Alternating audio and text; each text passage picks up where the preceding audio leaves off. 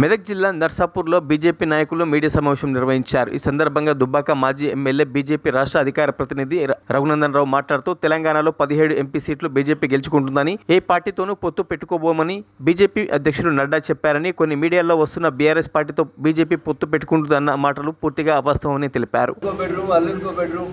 నర్సాపూర్లో ఏళ్ళదాకా బెడ్రూములు రాలేదు, కట్టిన బెడ్రూములు పూర్తిగా లేదు.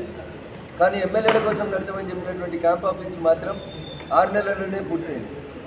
గజ్వేల్ అవుతుంది, దుబ్బాకలు అవుతుంది, సిద్దిపేటలు అవుతుంది, నర్సాపూర్లో అవుతుంది. ఎమ్మెల్యేల క్యాంపు కార్యాలయాలు పూర్తయినంత వేగంగా 2 కోట్ల నుంచి 4 కోట్లు పెట్టి కట్టిన ఎమ్మెల్యేల క్యాంపు కార్యాలయాలు పూర్తయినంత వేగంగా 2 BHK పూర్తి కాకపోవడం అనేది బాధాకరమైనటువంటి విషయం.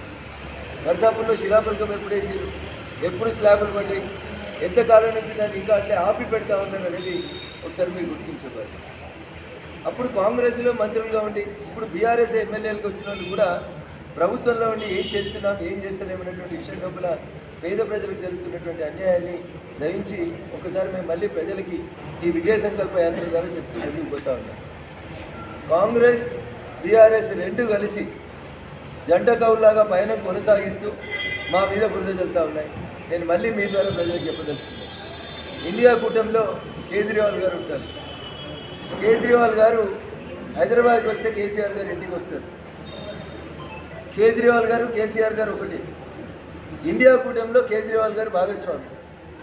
మరి కేజ్రీవాల్ కేసీఆర్కు మిత్రుడు అయినప్పుడు కేసీఆర్ గారు కూడా ఇండియా కూటమిలో పోతున్నారా పోతలేరా? కేజ్రీవాల్ కేసీఆర్ ఒకటి అవునా కాదా పోయినదా అని చెప్పండి. పోనీ రాజకీయంగా ఒకటి కాకపోతే వ్యాపార సంబంధాలు అయితే దృఢపడ్డాయి కదా, బాగా పటిష్టంగా బంధాలను ఏర్పరచుకున్నారు కదా. ఢిల్లీ హైదరాబాద్ మధ్యలో మంచి మంచి వ్యాపారాలు చేస్తున్నారు.